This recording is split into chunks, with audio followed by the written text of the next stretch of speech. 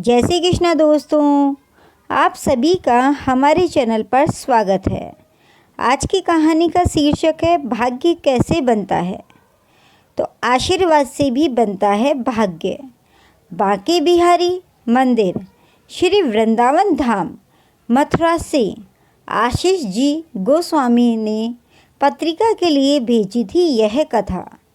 एक बार महर्षि नारद बैकुंठ की यात्रा पर जा रहे थे।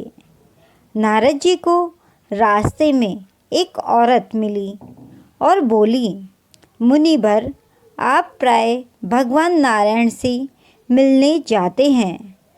मेरे घर में कोई औलाद नहीं है। आप प्रभु से पूछना मेरे घर औलाद कब होगी। नारद जी ने कहा, ठीक है, पूछ लूँगा। इतना कहकर नारद जी नारायण नारायण करते हुए यात्रा पर चल पड़े। बैकुंठ पहुंचकर नारायण जी ने नारद जी से जब कुशलता पूछी तो नारद जी बोले, जब मैं आ रहा था तो मुझे रास्ते में एक औरत मिली जिसके घर कोई औलाद नहीं है। उसने मुझसे आपसे पूछने को कहा कि उसके घर पर औलाद कब होगी।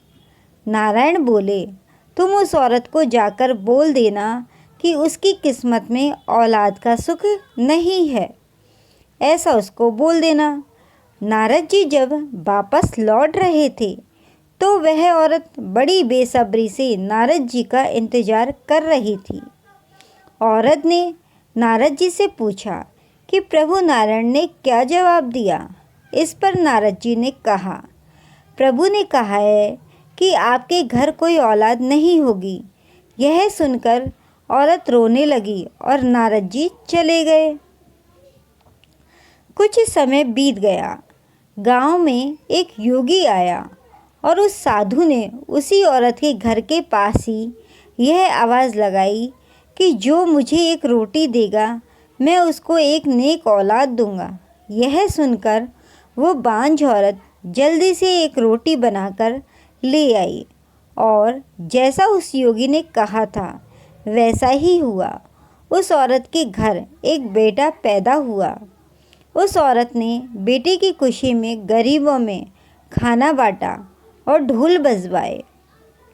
कुछ वर्षों बाद जब नारद जी पुनः वहाँ से गुजरे तो वह औरत कहने लगी, क्यों नारद जी, आप तो हर समय नारायण नारायण करते रहते हैं।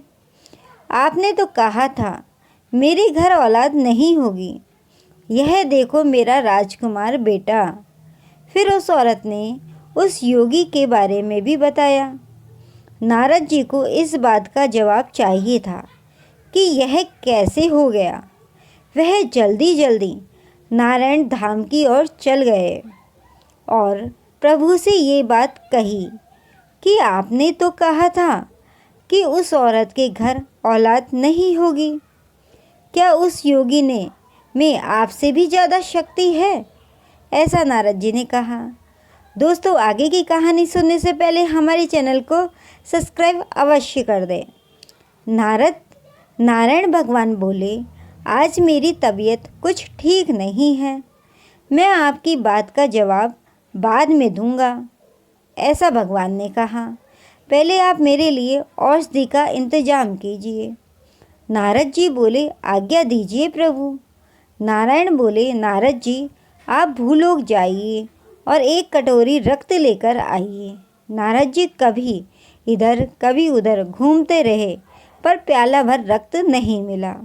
उल्टा लोग उपहास करते ही नारायण बीमार हैं। चलते चलते नारद जी किसी जंगल में पहुँचे। वहाँ पर वही साधु मिले जिसने उस औरत को बेटे का आशीर्वाद दिया था। वो साधु नारद जी को पहचानते थे। उन्होंने कहा, अरे नारद जी, आप इस जंगल में इस वक्त क्या कर रहे हैं? इस पर नारद जी ने जवाब दिया, मुझे प्रभु ने किसी इंसान का रक्त लाने को कहा है। यह सुनकर साधु खड़े हो गए और बोले कि प्रभु ने किसी इंसान का रक्त मांगा है। उसने कहा, आपके पास कोई छुरी या चाकू है? नारद जी ने कहा कि वह तो मैं हाथ में लेकर घूम रहा हूँ। उस साधु ने अपने शरीर से एक प्याला रक्त दे दिया।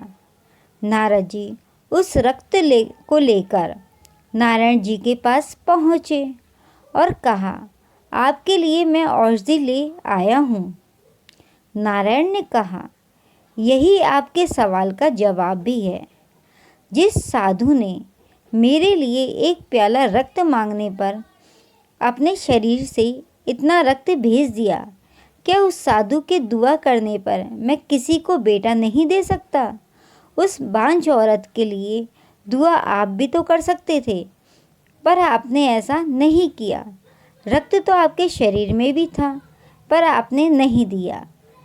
तो इस कहानी से हमें सीख मिलती है का मनुष्य का भाग्य केवल प्रारब्ध से ही निर्मित नहीं होता, अपितु सद्कर्म और आशीर्वाद से भी प्रभावित होता है।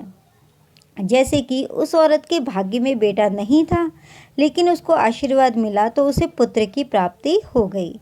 दोस्तों, अगर आपको यह कहानी अच्छी लगी हो तो हमारे चैनल को लाइक, शेयर एंड सब्सक्राइब अवश्य कर दें।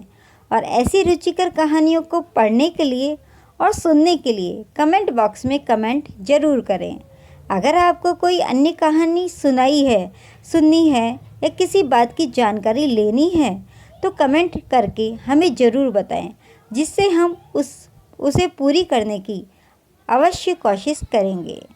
कमेंट बॉक्स में जय श्री कृष्णा लिखना ना भूलें। जय श्री कृष्णा दोस्तों।